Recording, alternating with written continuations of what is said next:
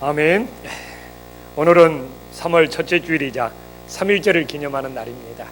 늘 나라와 민족을 위해 기도할 수 있는 하나님의 자녀들이 되기를 소망합니다. 지난주 62년 만에 간통법이 폐지되었습니다. 우리 사회가 찬반 논란이 시끄럽습니다. 이 교계에도 굉장히 찬반 논란이 시끄럽더라고요.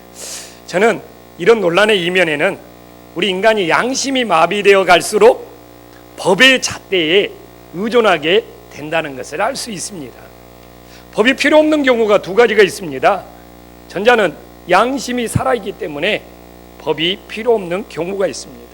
후자는 양심이 마비되어서 법의 효력을 상실한 경우입니다. 이번에 간통법이 폐지된 것은 후자의 경우로 법의 효력이 상실되었기 때문에 그렇습니다. 그러나 예수님을 따르는 우리는 법이 폐지되었더라도 전자의 경우처럼 정말 우리 양심을 가지고 소중한 가정을 지켜갈 수 있기를 간절히 소망합니다. 그래서 우리 기독교인들은 법 때문에 정말 이리 희비하는 그런 신앙이 아니라 믿음의 양심, 신앙의 양심으로 이 세상을 오히려 변화시켜 갈 수 있는 하나님의 자녀들이 되기를 소망합니다.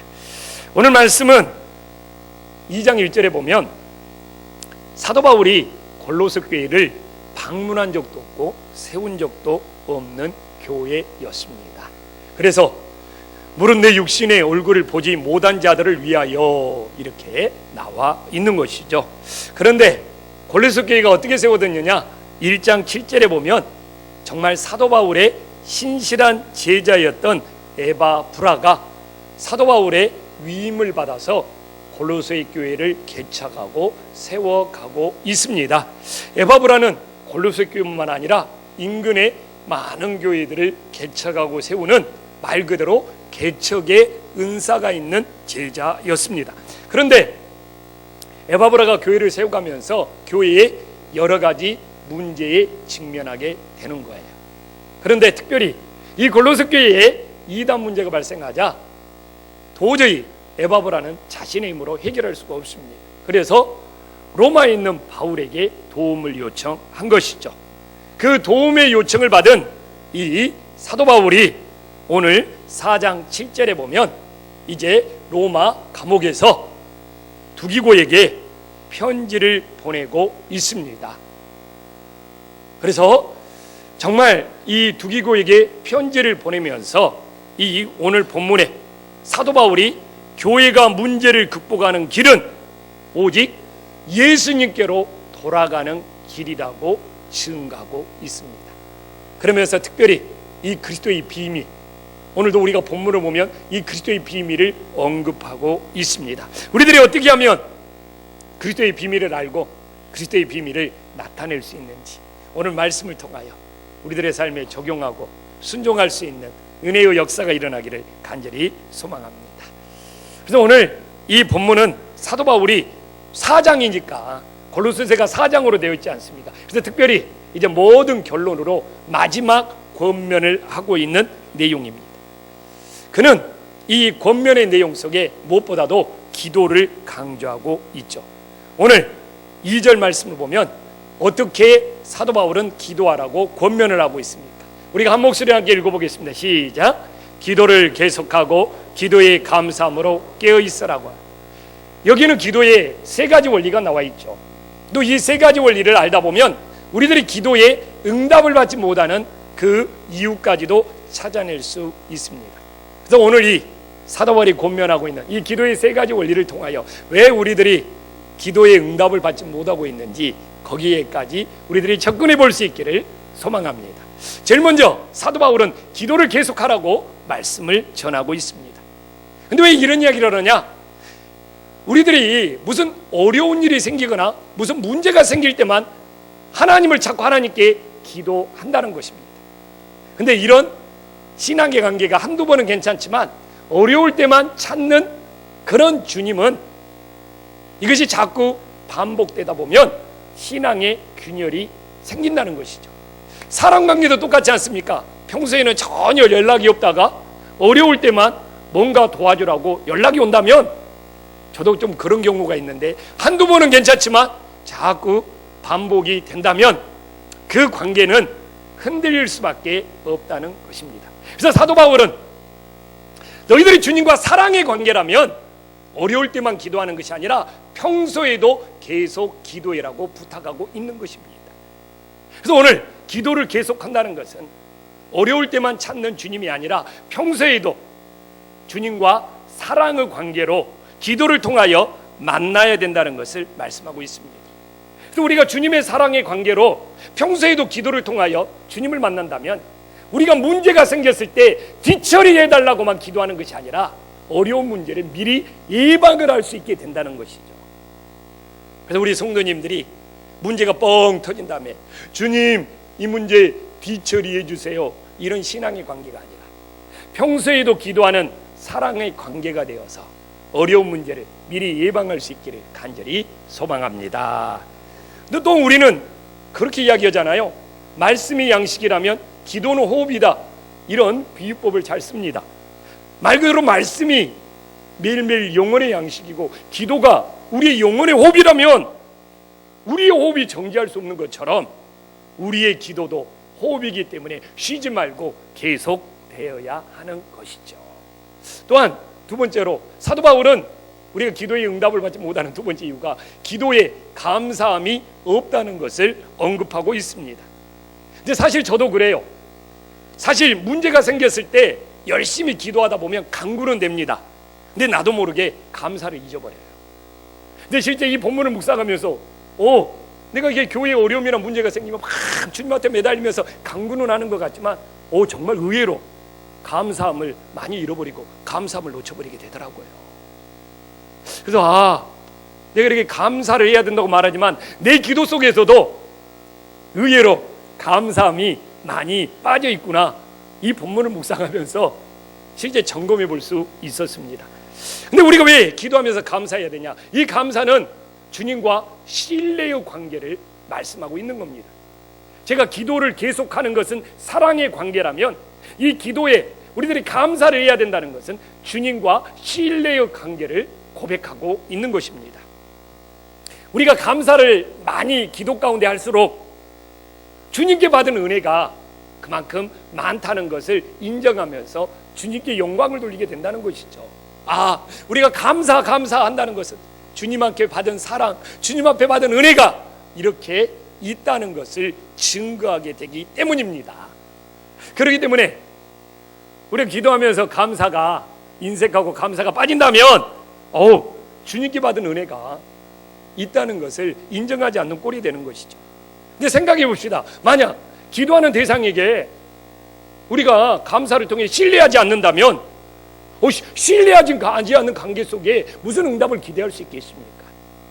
그래서 우리들이 정말 여기 있는 우리 성도님들이 더 많이 감사하여 주님과 정말 신뢰관계가 든든해져서 귀한 은혜의 응답들이 있기를 간절히 소망합니다. 그리고 마지막에 사도 바울은 깨어있으라고 말하고 있잖아요. 왜 깨어있으라고 하느냐? 사람이 그래요. 기도 열심히 했는데 응답이 없어요. 낙심되죠. 기도 포기해버립니다. 그러니까 너희들이 기도하고 응답이 없다고 이제 기도 포기하고 낙심하지 말고 계속 깨어있으라는 그런 당부를 하고 있는 것이죠. 근데 저는 그렇게 생각합니다. 기도하다가 응답이 없다고 낙심하고 기도를 포기해버리는 것은 자신이 응답의 시기를 결정하고 있는 것이죠. 그렇기 때문에 이 응답의 시기를 내가 가지고 있는 것이 아니라 주님이 가지고 있다는 것을 믿는다면 우리는 깨어서 기다려야 되는 것이죠. 그래서 깨어있으라는 말은 뭡니까? 결정권을 누가 가지고 있느냐, 삶의 주도권을 누가 가지고 있느냐, 자기가 기도해놓고 언제까지 응답이 돼야 된다고 자기가 결정권을 행사하고 자기가 주도권을 행사하면 이거 주객이 전도된 거 아니냐 이겁니다. 정말 신앙이라는 것은 주님이 주도권을 가지고 있고 주님이 결정권을 가지고 있다면 우리는 응답을 줄 때까지 깨어서 기다려야 되는 것이죠. 근데 여러분, 여기서 깨어있으라는 것은 또 다른 의미는 뭐냐면 하나님의 응답은 내가 필요한 것을 꼭 채워주는 것이, 내가 원하는 것을 꼭 채워주는 것이 아니라는 것이죠. 우리는 기도할 때 내 원하는 대로 이루어달라고 막 기도합니다. 근데 기도가 항상 내 원하는 대로 이루어지는 것이 아니에요. 저도 목회하면서 많은 기도를 하지만 목회할 때 꼭 조영식이가 원하는 대로 하나님 응답해 주시는 것이 아니에요. 근데 지나놓고 보면 내 원하는 대로는 되지 않았는데 하나님의 김포한 심교에 항상 필요한 것을 채워주고 있는 거예요. 근데 이것이 깨어있을 때 알 수 있는 거예요. 그래서 저는 신앙이 성숙해질수록, 우리들의 신앙이 깨어있을수록 하나님 내 원하는 것을 채워주세요가 아니라 정말 아무리 내가 원하는 대로 기도할지라도 그 원하는 것이 꼭 옳은 건 아니거든요. 그렇기 때문에 주님께서 우리에게 필요한 것을 공급해 주시는 거예요.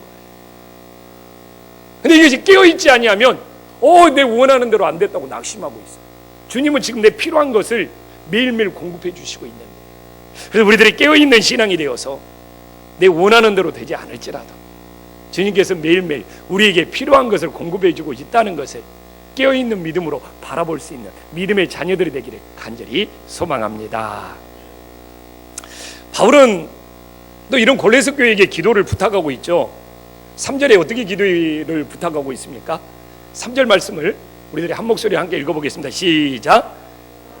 우리를 위하여 기도하되 하나님이 전도할 문을 우리에게 열어주사 그리스도의 비밀을 말하게 하시기를 구하라.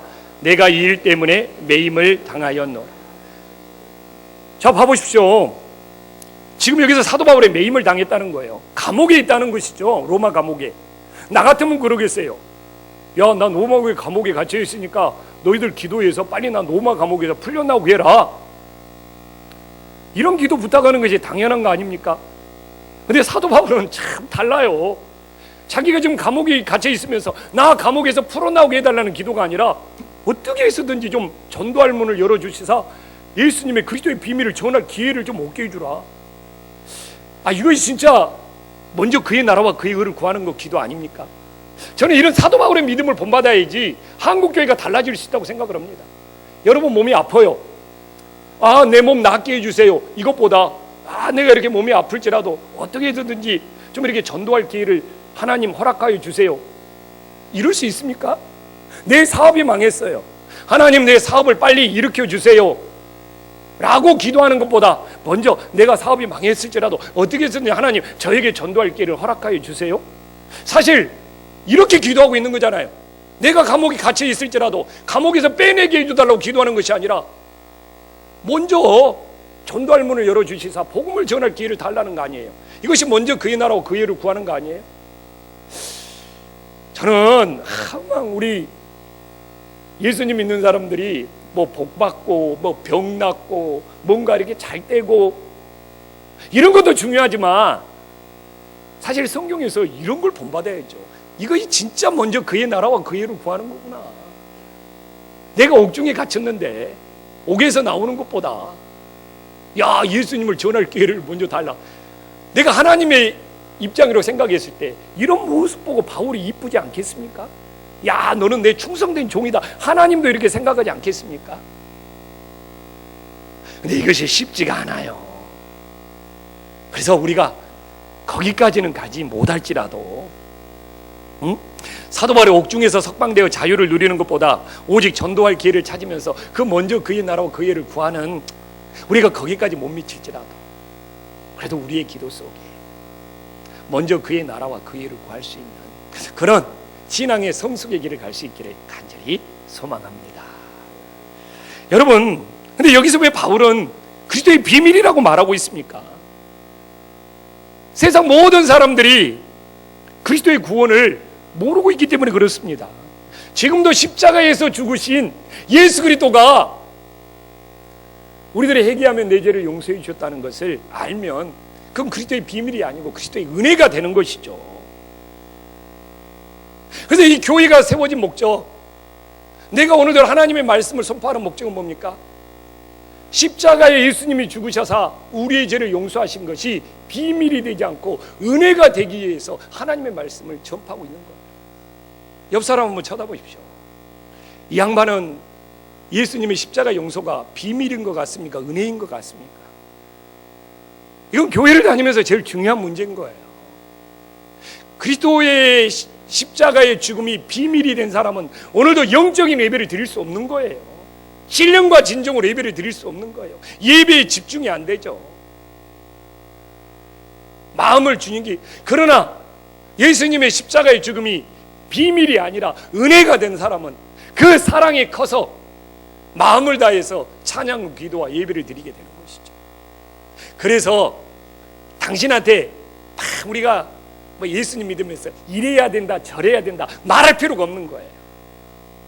그리스도의 비밀이 그리스도의 은혜가 되는 감격과 기쁨과 이 맛을 알면 신앙생활 이렇게 해야 된다 저렇게 해야 된다 이것이 필요가 없는 거예요. 그래서 내가 내 자녀들을 양육하면서도 가정예배를 드리면서도 고민이 그거예요.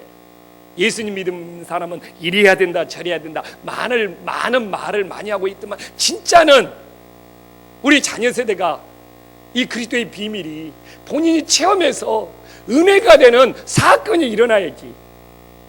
그러지 아니하면 예수님 믿으면서 이래야 된다 저래야 된다는 율법이 되고 잔소리밖에 안 되는 거예요.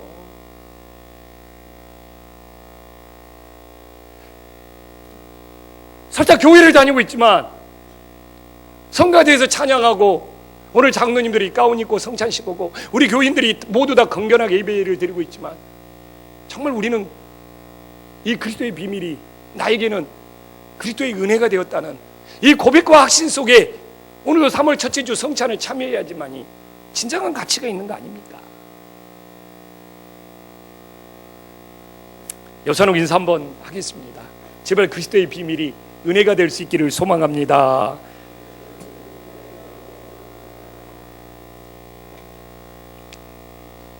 그래서 사실 우리 주변에 아직도 그리스도의 비밀로 살아가는 사람들이 많습니다. 우리는 그렇기 때문에 예수님을 전해야죠. 그래서 그 비밀이 은혜가 될 수 있도록 그들을 인도해야 되는 겁니다. 그러려면 우리가 어떻게 해야 됩니까? 이 그리스도의 비밀이 된 영혼들을 우리가 은혜로 인도하기 위해서는 어떻게 해야 됩니까? 사도 바울이 그 이야기를 하는 거예요.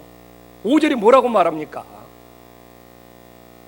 우리 5절 말씀을 한 목소리 함께 읽어보겠습니다. 시작.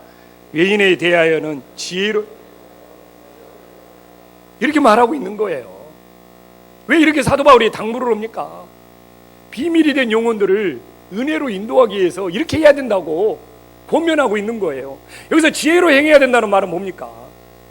이 지혜의 뜻을 따져보니까 신중하고 사력 있게 행하라는 겁니다.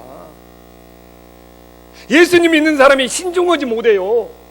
예수님 믿는 사람들이 사력 있게 배려를 못해요. 그래서 오히려 예수님 믿는 사람들이 비밀이 은혜가 되게 해야 되는데 오히려 더 큰 비밀이 되게 만들어버리는 거예요. 우리들이 지혜롭지 못하기 때문에 우리들이 신중하고 사력 있지 못하기 때문에 오히려 예수님을 믿게 만들어야 되는데 오히려 예수님한테 담을 싸게 만들어버린단 말이에요. 여러분 너무 나는 좀 그런 생각을 해요. 예수님 믿는 사람이 자기 입장에서만 예수님을 믿으라고 밀어붙이는 경우가 너무 많은 거예요. 신중하지 못한 것이죠. 그 사람을 배려하지 못하는 사력 입지 못하는 어떻게 자기 입장 그냥 자기 중심에서 나는 이렇게 그냥 예수님 잘 믿고 있으니까 당신도 그래야 되지 않느냐 이런 사력 입지 못하고 이런 신중하지 못한 모습들이 오히려 벽이 생기게 만드는 거예요. 저는 정말 그렇습니다. 자신의 믿음을 상대방에게 강요해서는 안 돼요. 조영식이가 목사지만 누구에게도 내 믿음을 다른 사람에게 강요할 수 없는 거예요. 그 사람이 인격적으로 예수님을 영접해야 됩니다. 정말 신중하고 사력 있게 그 사람의 형편과 처지를 배려해서 그 사람이 인격적으로 영접해야지 강요해서 끌려 나오는 남편, 강요해서 끌려 나오는 자녀 세대 얼마 안 가면 오히려 더 예수님과의 큰 비밀이 되어버리는 것을 우리는 흔히 목격하면서 살아가게 됩니다.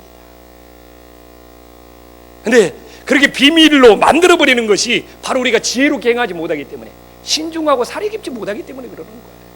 그 다음에 또한 뭐라고 합니까? 세월을 아끼라고 말하고 있잖아요.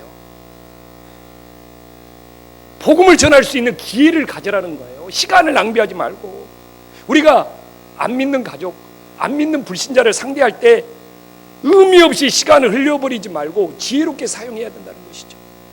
그 불신자를 상대하는 시간 동안 어떻게 해서든지 예수님을 받아들일 수 있도록 희생과 헌신을 해라는 그런 기회로 삼으라는 것이죠. 우리는 산물을 맞이했지만 너무 의미 없이 시간들을 흘러버리잖아요.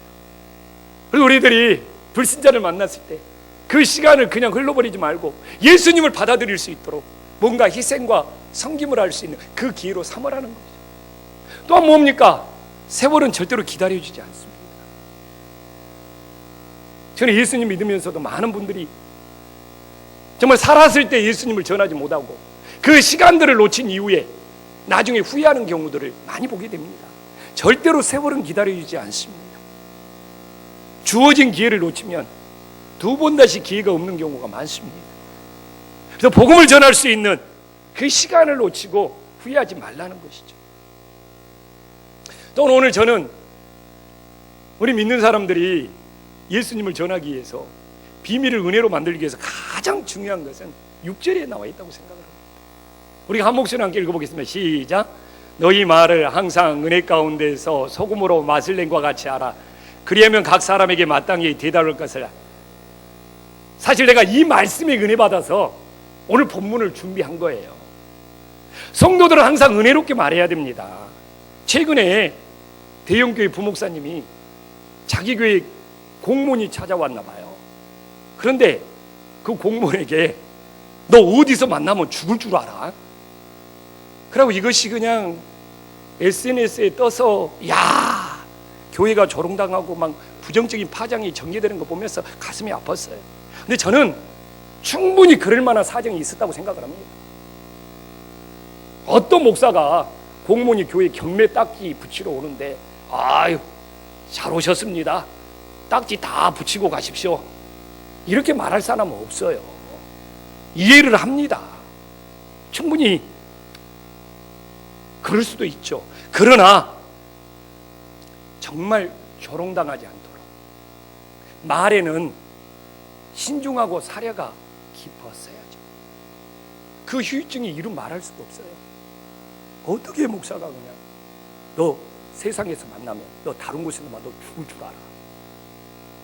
여기서 생기는 정말 은혜 없이 했던 말에 이 파급 효과. 그래서 오늘 바울은 그런 일이 생기지 않도록 뭐라고 합니까? 소금처럼 맛을 내는 말을 하라고 그러잖아요. 소금처럼 맛을 내는 말. 그래서 우리가 복음을 전하기 위해서는 소금처럼 맛을 내는 말을 해야 됩니다. 여러분 소금은 뭡니까? 녹아져요. 부패를 방지합니다. 그러면서 맛을 냅니다. 우리가 어떻게 소금처럼 녹아지고 자기 자신을 드러내지 않고 이 영적으로 부패하는 영적으로 타락한 이 세상에 부패를 방지하면서 은혜의 맛을 내야죠. 저는 사실 빛보다 소금을 좋아합니다. 어떻게 자기 자신을 드러내지 않고 타락하는 것을 방지하면서 은혜의 맛을 낼 수 있을까? 그래서 막 김포 한식교에서 조영식이가 막 담임 목사니까 뭐 중심이 돼야 되고 내가 주인이 돼야 된다. 그런 생각 전혀 없어요. 저는 여러분들이 부목사에게 더 많이 관심 가져주고 부목사에게 더 성경 공부 많이 참석해주고 막 기쁘고 감사해야 될 일이 아닙니까? 저는 우리 교회가 굉장히 건강해진다고 생각을 합니다. 모든 것이 담임 목사 중심으로 돌아가는 교회, 절대로 건강한 교회 아닙니다.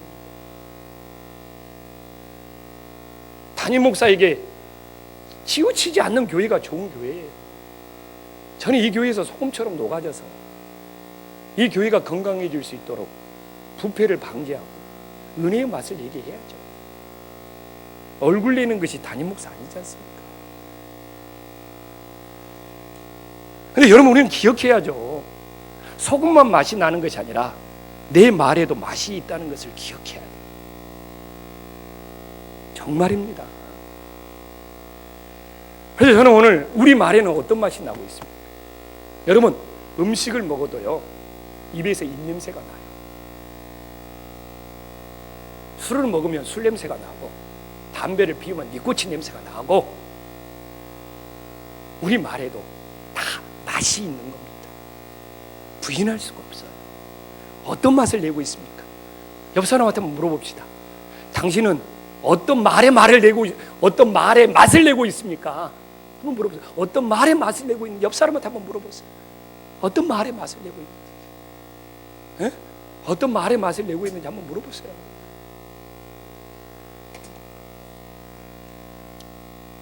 사실 우리의 말의 맛이 상대방을 주님께로 인도할 수도 있고 멀어질 수도 있게 하는 거예요. 상처 주고 찌르고 우리의 말의 맛이 그렇게 중요한 거예요. 여러분, 제가 지금 이렇게 설교를 오고 있는데 설교하기 전에 막 말로 막 성도들한테 막 다투고 막 욕을 떼다 했어 막. 그리고 여기 와서 말의 맛을 냅시다. 말의 맛이 있습니까? 웃기고 있지. 그러는 거예요.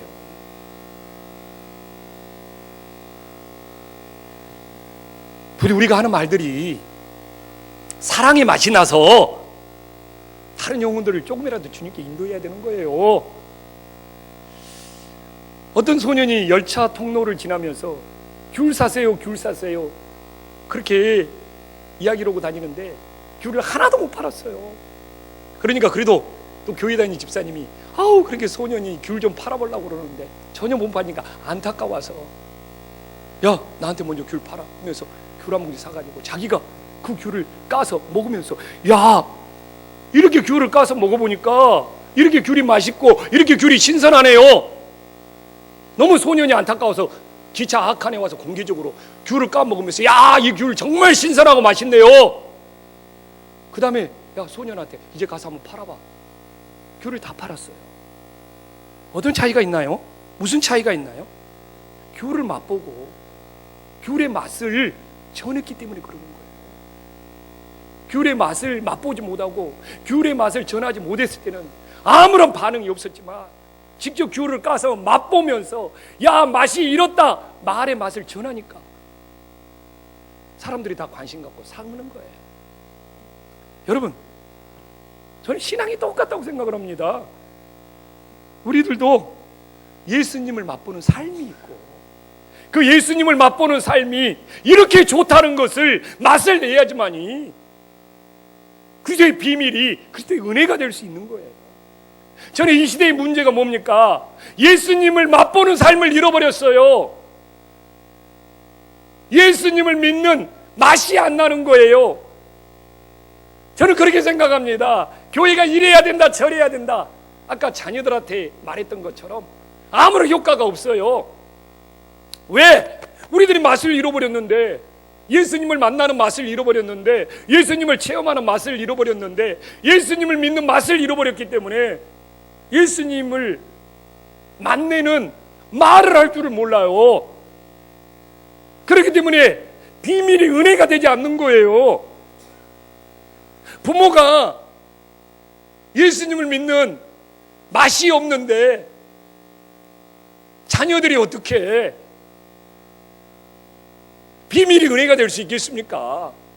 우리들과 만나는 사람들 속에 우리들이 예수님을 맛을 내는 그 체험, 그래서 이렇게 예수님을 이렇게 맛보니까 예수님이 나를 이렇게 변화시켰어 이렇게 맛을 내는 말이 없는데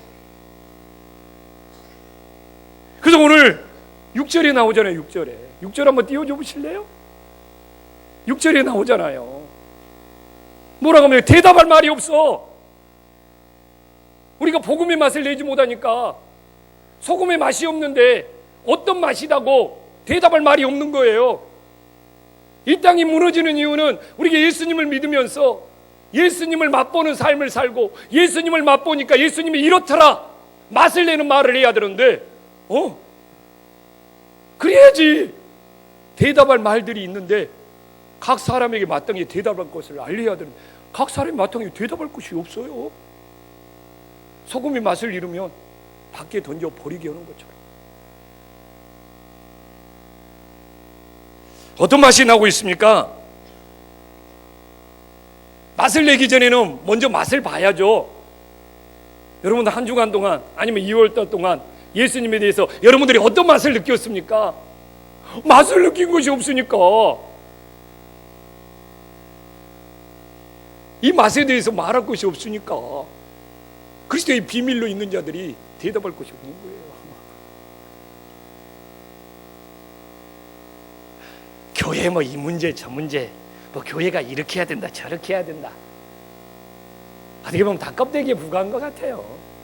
진짜 알맹이는 우리들이 예수님에 대해서 맛보면 우리 인생이 바뀌고 변화되게 돼 있고, 그걸 통해서 예수님 만나는 복음의 말을 전하면 정말 세상 사람도 비밀이 은혜가 될 수 있도록 대답하는 말이 생긴다는 것을 우리들이 깨달을 수 있기를 주님의 이름으로 간절히 권면합니다.